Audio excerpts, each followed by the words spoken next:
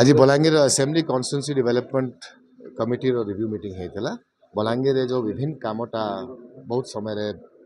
lack of coordination द्वारा रही जाइए ताको केनता करी कोऑर्डिनेट करी स्पीड अप करबा लागि जो कामटा होउछि